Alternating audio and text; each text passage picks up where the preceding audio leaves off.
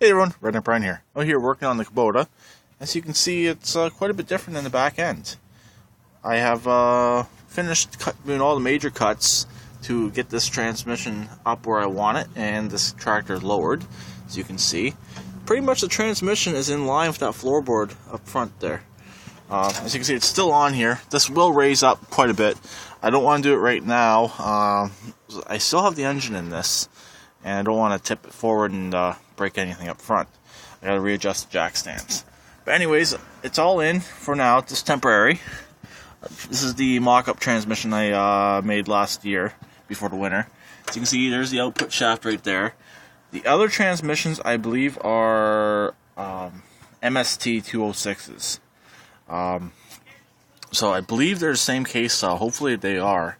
I know this transmission will work, and the transmissions I plan on using should work. I'm most likely using the back one out of the 4x2, but I'm going to be swapping parts between the two of them because the back one has a cracked bottom case. It was already cracked before I got it. It's been JB welded, and the middle one has a short axle. So I'm going to be taking parts from them both to make one good transmission, and obviously both peerlesses are going in that. So I might end up pulling the rear one out of that tomorrow and put the locked peerless in there tomorrow. We'll see. There's not much more I can do on this. I gotta go out and get some more grinding discs, more cutoff wheels. I'm fine for grinding discs, but I ran out of cutoff wheels. I was actually using ones that were too small just so I could get this thing finished. I ended up cutting out the rear here. The back end of the bowl gear was too close. I'm going to leave it like this, but eventually I'm going to put a piece of diamond plate over here. That'll be angle cutted here and on this side as well. Or just cover up between here just to give this some more strength, and I'll weld it from the back side, or just some plate steel will even work. And that will cover up this ugliness of the hole. I was originally going to cut off right here at the bottom and lose the entire trailer hitch, but as I was cutting it, I figured I'm going to keep it just to keep the look of the tractor still. So anyways, that's pretty much it on this for now. Just have the mock-up transmission just in there with the 4 bolts. So just so I could figure out where everything was, I had to make a clearance cut on the on the left-hand side there.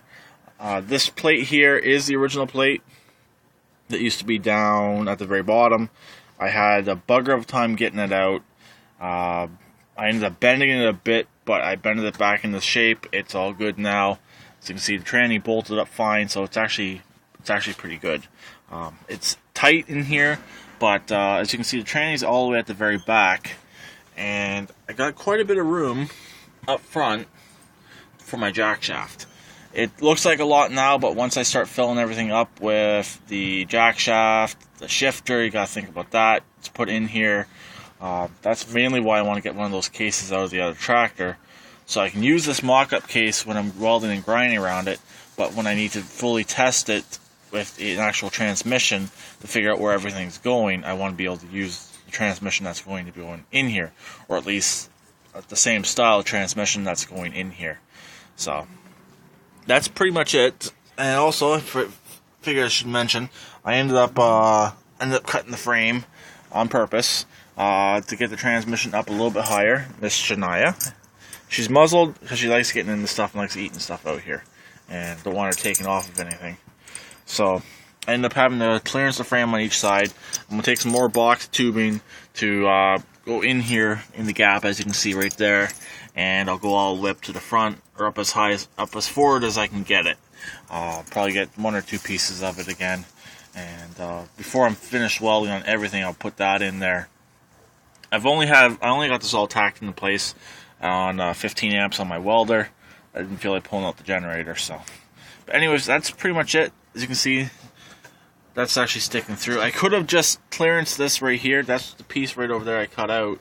I could have just cut out for the bowl gear, but I figured lose it all, and it gives me more room to get everything mocked up. Gives me more room to figure out if anything's going to hit. Also, the other transmissions, as far as I know, they're the same. I should actually take a look, make sure the bowl gear is not on the right-hand side. I'm pretty sure it's on the same side. So So yeah, like I said, that's pretty much it. So I'll talk to everyone later. Please keep it redneck like always, and please subscribe and comment.